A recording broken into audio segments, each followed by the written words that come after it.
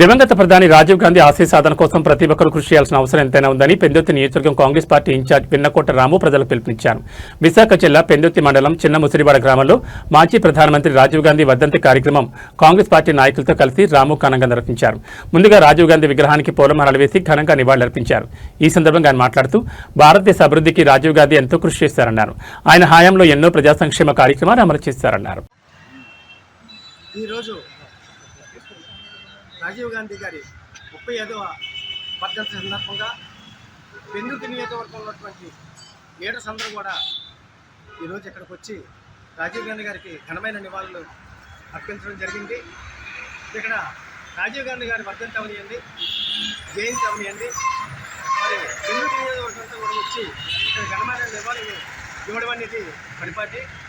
మరి రాజీవ్ గాంధీ గారి గురించి చెప్పవలసి వస్తే అతి చిన్న వయసులోనే ప్రధానమంత్రి అయ్యారు.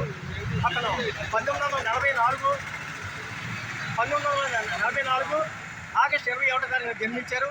అలాగే 1991 మే 21న ఉగ్రవాదమైనటువంటి ఎల్టీటీ గని చేతిలో బాంబ్ బ్లాస్టింగ్లో అతను మరణించడం జరిగింది.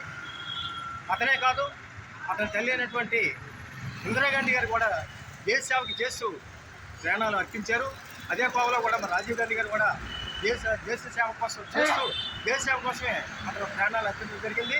మరి భారతదేశంలో ఇటువంటి నాయకులు ఎవరైనా ఉంటే చెప్పండి. ఇది ఎవరు కూడా ఈ రోజు వరకు కూడా అటువంటి నాయకులు లేరు. మరి అటువంటి నాయకులకి మనం ఘనమైన నివాళులు అర్పిస్తూ వాళ్ళ ఆశయాలకు, వాళ్ళ సాధనలకు మరి ముందు మనం తీసుకెళ్ళగలగాలి.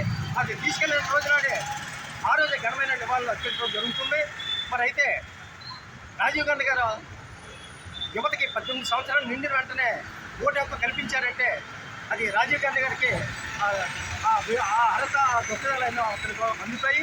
మరి అతను ఇన్ఫర్మేషన్ టెక్నాలజీ అతని హయాంలోనే చాలా వరకు అభివృద్ధి చెందింది. ఇలా బడుగు వర్గాలు అవనియండి, ఇలా సంక్షేమ పథకాలు అవనియండి, ఇవన్నీ కూడా రాజీవ్ గాంధీ గారి తాలూకా ఆశయాలు తోటే ఈ సంక్షేమ పథకాలు, ఇన్ఫర్మేషన్ టెక్నాలజీ అన్నీ కూడా అభివృద్ధి చెందాయి.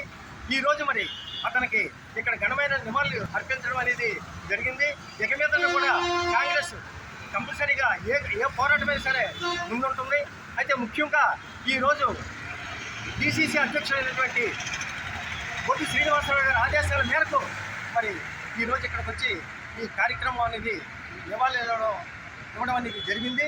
అలాగే ముందు కూడా కార్యక్రమాలు చేస్తామని చెప్పి మీ ముందు వచ్చి సెలవు తీసుకుంటాం.